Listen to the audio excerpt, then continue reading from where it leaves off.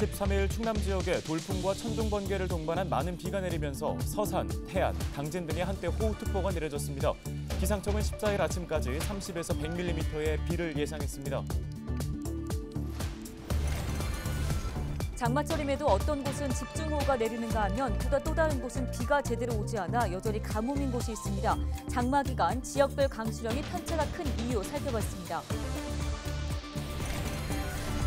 김태흠 충남도지사가 석탄 화력발전소 폐쇄와 관련해 경영진과 노조의 의견을 들었습니다.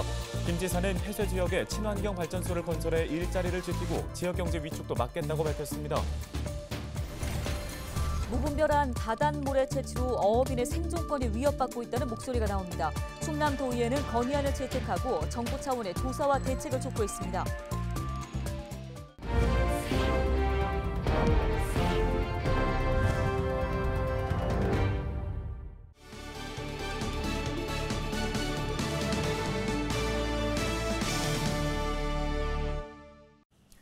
여러분 안녕하십니까? 헬로티비 뉴스입니다.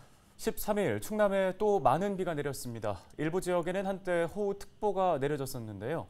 지난달 서산과 당진에 폭우가 내려 피해가 있었던 만큼 이번에도 긴장을 놓을 수 없는 상황입니다. 네, 취재 기자 전화 연결해 보겠습니다. 한범호 기자, 지금 비가 얼마나 왔습니까? 네, 이번 비는 13일 아침부터 내리기 시작했는데요. 일 강수량은 오후 4시 기준 당진 51mm, 태안 48mm, 서산 37mm, 예산 21mm, 홍성 18mm, 청양 12mm 등입니다. 서산과 태안, 당진 지역엔 한때 호우특보가 내려지기도 했습니다. 비는 14일 아침까지 내릴 것으로 예보됐는데요. 기상청은 정체전선에서 발달한 저기압의 영향으로 서해상에 강한 비구름대가 유입되면서 충남 지역에 14일 오전 9시까지 30에서 100mm의 비가 오겠다고 전망했습니다. 13일 밤까지 돌풍과 천둥, 번개를 동반한 시간당 30mm 이상의 강한 비가 오는 곳도 있겠는데요. 기상청은 비가 오는 동안 지역 간 강수 강도와 강수량의 차이가 크겠으니 앞으로 발표되는 기상정보를 참고해달라고 설명했습니다. 특히 서산과 당진 등 지난달 말 폭우가 쏟아졌던 곳은 지반이 약해진 상태이기 때문에 이번에 또 많은 비가 내리면서 산사태 위험도 커질 전망인데요. 산림청은 이날 오전 충남을 비롯해 전국 6개 시도에 산사태 위기경보를 관심에서 주의로 상향 발령했습니다. 산사태가 우려되는 곳은 사전에 안전한 곳으로 대피하셔야겠습니다. 또 계곡이나 하천 상류에 내리는 비로 하류에서 갑자기 물이 불어날 수 있으니 야영은 자제해야 합니다. 하천변 산책로나 지하차도는 가급적 피해 주시고 저지대 침수와 하천 범람에 유의하시기 바랍니다. 이 밖에 농경지 침수와 농수로 범람, 배수구 물 역류에도 철저히 대비하셔야겠습니다. 네, 알겠습니다. 시청자 여러분들께서도 밤사이에 피해 없도록 기상정보와 재난문자, 또 마을 방송 등에 각별히 귀 기울여 주시기 바랍니다. 지금까지 보도국 한범호 기자였습니다. 자, 이처럼 장마철 어떤 곳에는 집중호우가 내리는가 하면 어떤 곳은 비가 제대로 내리지 않아서 여전히 가뭄 상태인 곳이 있습니다. 물론 장마 전선의 이동에 따라서 강수량의 차이가 나기는 하는데요. 네, 하지만 장마 기간 지역별 강수량을 분석해봤습니다. 차이가 꽤 컸습니다. 박근수 기자입니다. 지난달 29일과 30일 수도권과 강원, 충남에 내린 집중호우. 이틀 동안 강수량은 경기 수원이 330mm를 기록했고 충남 서산과 경기 동두천도 250mm가 넘는 강수량을 보였습니다. 당시 장마 전선이 중부지방에 놓이면서 강한 물폭탄에 도로 침수와 토사 유출 피해도 잇따랐습니다. 하지만 같은 기간 대구와 경북 일부, 전남 진도와 제주 등은 비가 전혀 오지 않았습니다. 장마 기간조차 강수량이 적다 보니 일부 지역은 댐 저수율이 20%대로 떨어지며 가뭄 주의 또는 심각 단계가 내려지기도 했습니다. 장마 시작부터 지금까지 지역별 누적 강수량은 어떨까? 전국의 96개 주요 관측 지점을 광역시도별로 나눠 비교했더니 강수량의 차이가 뚜렷했습니다. 중부지방은 평균 250mm 이상의 비가 내렸고 특히 경기도는 19일 동안 400mm가 넘었습니다. 그에 비해 남부지방은 100mm도 채 되지 않았습니다. 관측 지점별로 보면 차이는 더욱 극명합니다. 장마 기간 경기도 파주의 강수량은 506mm였는데 경북 영덕은 고작 19mm의 비가 내렸습니다. 파주와 비교한다면 3%에 불과합니다. 이처럼 장마철 지역별 강수량 차이가 큰 것은 띠 모양의 장마 전선이 중부 지방에 놓였기 때문입니다. 남쪽으로부터 지속적으로 들어오는 덥고 습한 공기가 북쪽의 건조한 공기와 충돌하면서 정체 전선을 활성화시키고 정체 전선상에서 발달한 저기압이 주로 중부지방을 통과하게 되었습니다. 13일과 14일에도 중부지방을 시작으로 전국에 장맛비가 내릴 것으로 보이는데 이번에도 중부지방에 상대적으로 많은 비가 올 전망입니다. 기상청은 경남권은 10에서 60mm, 경북권과 전라권은 30에서 100mm, 경기 북부권은 150mm 이상의 강수량을 보일 것으로 내다봤습니다. 헬로티비 뉴스 박흥수입니다. 코로나19의 재유행 흐름이 뚜렷해 보입니다. 13일 전국의 하루 신규 확진자 수가 4만 명대로 급증했고 코로나19 유행이 우려되는 여러 지표도 확인됐습니다. 네, 2020년 코로나 첫 발생 이후의 유행 추이를 살펴봤는데요. 휴가철마다 유행 단계에 진입했던 것으로 나타났습니다. 차선영 기자입니다. 코로나19 신규 확진자가 63일 만에 4만 명대를 돌파하는 등 확산세가 심상치 않습니다. 주간 단위로 확진자 수를 보면 5월 3주 이후 확진자 수는 점점 안정세를 찾았습니다. 계속 감소세를 유지하다 한 달 만인 6월 4주에는 5만 명 아래로 떨어졌는데 불과 일주일 만에 다시 증가세로 돌아섰습니다. 7월 일주 확진자 수는 11만 명을 넘어서면서 전주 대비 87% 폭증했습니다. 방역 당국이 평가하는 주간 위험도도 전국 모든 권역이 낮음에서 중간 단계로 상향됐습니다. 8주 만의 일입니다. 한 확진자가 주변의 몇 명을 감염시킬 수 있는지 나타내는 감염 재생산 지수 역시 2주 연속 유행 확산을 뜻하는 1 이상을 기록했습니다. 재유행이 우려되는 여러 지표가 확인되는 상황에서 13일 정부는 코로나19 재유행에 대비한 방안을 발표했습니다. 일상 회복의 기조는 유지하며 방역 의료 체계를 중심으로 대응하여 위중증과 사망을 최소화하는 것이 목표입니다.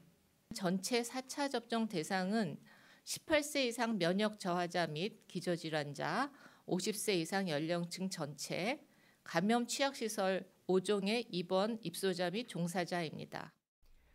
2020년 코로나 첫 발생 이후 유행 추이를 보면 매년 여름 휴가철마다 유행 단계에 진입한 것을 확인할 수 있습니다. 지난 2020년 1월 국내 첫 확진자 발생 이후 대구 경북 지역을 중심으로 유행이 들불처럼 번졌던 1차 유행, 그해 여름철에 수도권 중심의 2차 유행, 전국적 규모의 3차 유행을 거쳐 지난해 여름에는 4차 유행을 맞았습니다. 올해 오미크론 변이로 촉발된 5차 대유행 시기에는 그동안 경험하지 못한 대규모 감염을 일으켰는데 3월 17일에는 하루 62만여 명이 넘는 신규 확진자가 발생하기도 했습니다. 현재 신규 확진자 수가 직전 주에 비해 2배로 증가하는 현상이 뚜렷해 코로나 6차 유행은 시간 문제라는 전문가들의 예측이 나오는 상황. 본격적인 여름 휴가철을 앞두고 또다시 코로나 대유행에 갈림길에 섰습니다. 헬로티비 뉴스 차선영입니다. 김태형 충남도지사가 석탄 화력발전 폐쇄와 관련해 일자리 등 각종 대책을 추진해야 한다고 밝혔습니다. 김 지사는 도청에서 서부발전 등 발전 3사 경영진 노조위원장과 간담회를 열었습니다. 간담회는 정부의 석탄 화력발전 단계적 폐지 계획에 대한 각 발전사의 대응 계획과 노조의 의견을 듣기 위해 마련됐는데요. 이 자리에서 김 지사는 석탄 화력발전 폐쇄 지역에 친환경 발전소를 건설해 일자리를 지키고 지역 경제 위축도 막아야 한다고 강조했습니다. 충남도의회가 무분별한 바닷물의 채취로 어업인의 생존권이 위협받고 있다며 정부에 대책 마련을 촉구했습니다. 도의회는 임시회 본회의에서 정광섭 의원이 대표 발의한 건의안을 채택했습니다. 정 의원은 태안에서 한 조합이 모항강 서쪽 16km 해역에 대해 골재 채취 예정지 지정 신청을 했다고 밝혔습니다. 이에 충남도는 해양 공간 적합성 협의를 해양수산부에 요청한 상황입니다. 정 의원은 바닷물의 채취가 해양 환경과 수산 자원에 미치는 영향을 조사하고 정부 차원의 대책을 마련해야 한다고 건의했습니다. 이번 건의안은 대통령과 국회의장, 해수부 등에 전달될 예정입니다.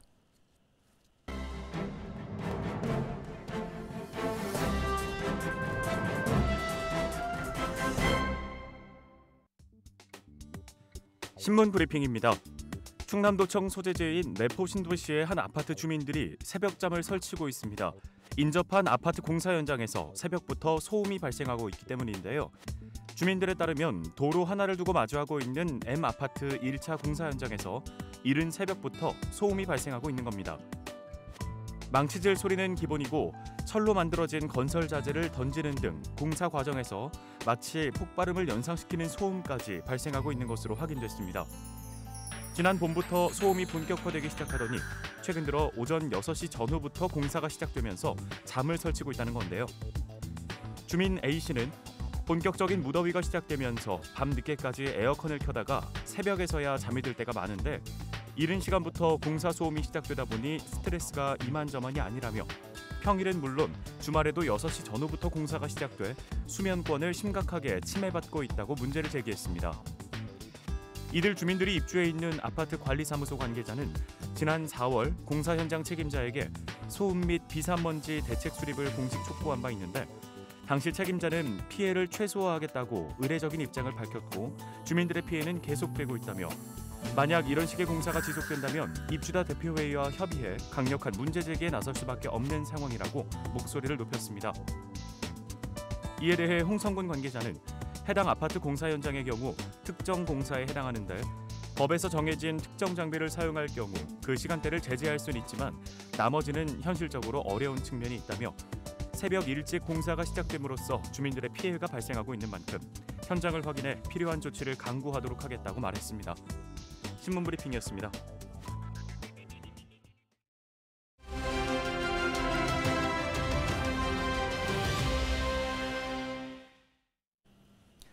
최근에 다양한 문화 행사에 대한 관심이 높아지고 있죠. 지역 주민들이 문화 현장을 취재하고 알릴 수 있는 기회가 있다고 하는데요. 네, 당진문화재단 문화사업부의 임수정 담당자를 연결해 보겠습니다. 안녕하십니까? 네, 안녕하세요. 당진문화재단 문화사업부 임수정입니다. 예, 먼저 당진문화재단에서 문화 취재 현장 꽃과 나비 프로젝트 기자단을 모집하고 있다고 들었는데요. 이 소식부터 들어보겠습니다. 네, 당진문화재단은 재단 사업만이 아닌 당진 지역 문화 취재 및 홍보를 통해 적극적인 문화 형성을 위한 프로젝트로 문화 취재 현장 꽃과 나비의 프로젝트 기자단을 모집하고 있습니다.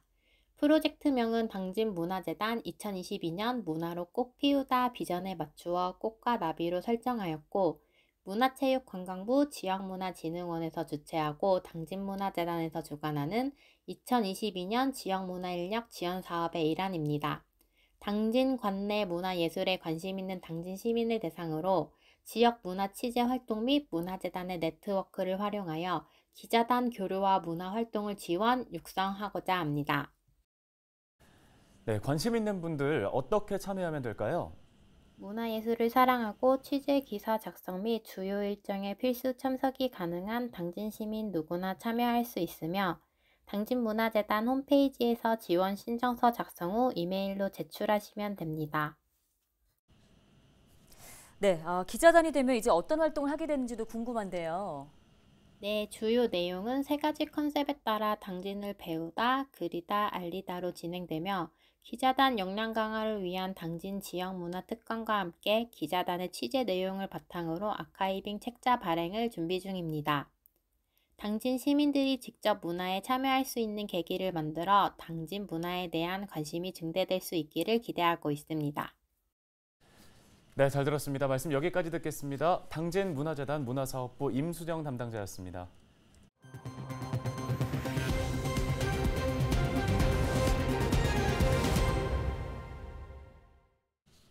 다음 소식입니다. 바다의 불청객으로 불리는 괭생이 모자반이 태안 앞바다까지 밀려와 어민들의 피해가 우려됩니다. 중국에서 발생하는 괭생이 모자반은 바람과 해류의 영향으로 국내 연안으로 떠밀려 오는데요. 이로 인해 양식 생물이 폐사하고 악취가 유발되는 등 골칫거리가 되고 있습니다. 주로 제주와 전남 지역에 유입되는데 지난달부터는 충남 해역에서 발견돼 최근 태안 해경이 약 21톤을 수거했습니다. 해경은 어민들의 피해 예방을 위해 예찰 활동을 이어갈 계획입니다. 현대제철이 초복을 앞두고 지역 주민들을 위해 써달라며 당진시에 보양식을 기탁했습니다. 현대제철은 13일 당진시청에서 토종닭과 삼계탕 600여 마리, 수박 130여 통, 토마토 500kg을 전달했습니다. 당진시는 노인과 아동, 장애인 등이 있는 관내 33개 사회복지시설에 이를 전달할 예정입니다. 뉴스 마치겠습니다. 네, 시청해주신 여러분 고맙습니다.